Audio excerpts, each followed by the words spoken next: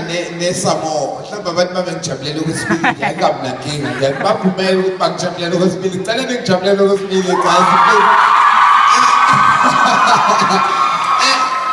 okunye engakudlulisa ukuthi akupheleli la ngisazobuya mhlawumbe okwesithathu ngicela ukuthi ningajabuli kakhulu nize nidlule lokho kwesithathu lokhu kusamele nijabule kona guys njengamanje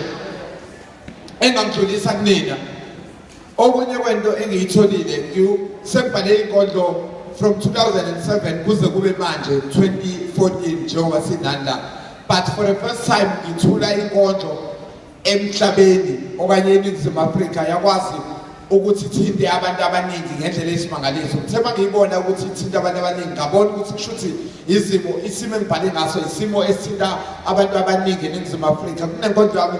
this is a story about my sister ngicela ishayele indlome noma ngakayisho nje abantu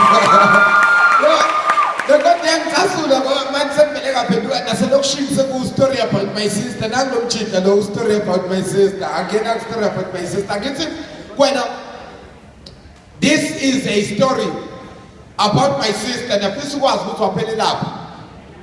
kaluzwa ukuthi usukaphi she's my sister sinomama sikhathanisa usisi kuzathola imali yokuregister ukhule kahle ke shayi andayikada girls aphila ngokuspeeda isonto baqhathanisa imnikelo epulpit kwazitho phela sisabe mbuma namaphoyint and uphase kahle ke plus sonke imfundo beyishako A+ ngaphandle kwe geography thathola phela athola 79 kodwa ke akusenani ekhaya sikuthe kulona sikuthe ngakho ukushisa impepho ingakho abemshiselayo ukuze kwazi ukulisa nesiphepho angahlangabezani nasendleleni usepakishile kugcwele PS kwameni kodwa umama umbizele eduze eceleni uthi mntanami awuphelele ngakho ke sikhomeni sakho ngicela ukuvayela lencwadi egcwele mntanami uyazi ukuthi kulo mphakathi inhlekisa but seseba ukuthi yakusiphakamisa endathi uthule ukuphazamisa amazwi kamama ogcine semqinisa athi mntanami nami kube ngafunda ngeyamoto bengizokuhambisa this is a story about my sister nafisa ukwazi ukuthi waphele laphi qala uzokuthi sekuphi angisamboni kahle ngoba university kodwa isixhosa nike university isidingo sekusibona mhla kuqhuthayo angisayiqondi impilo ayiphilayo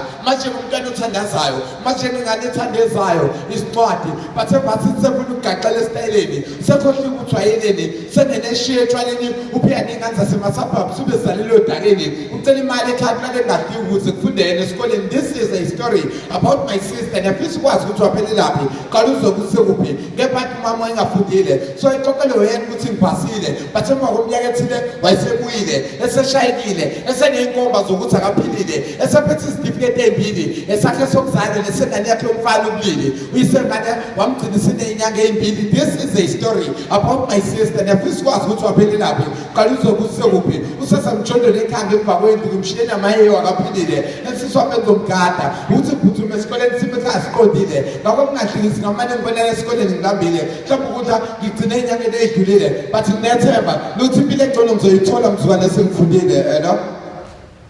I'm so sorry ukuntshiya le nkondlo ungayiqedile but ucingo lungibekela ukuthi usisemhlabeni ushile ndingane yakhe yamkhalele eceleni ayishile this is a story about my sister nafisa ukwazi ukuthi waphele laphi uyena sobe simfihla ngomgqibelo emathuneni Siyabonga Mpungose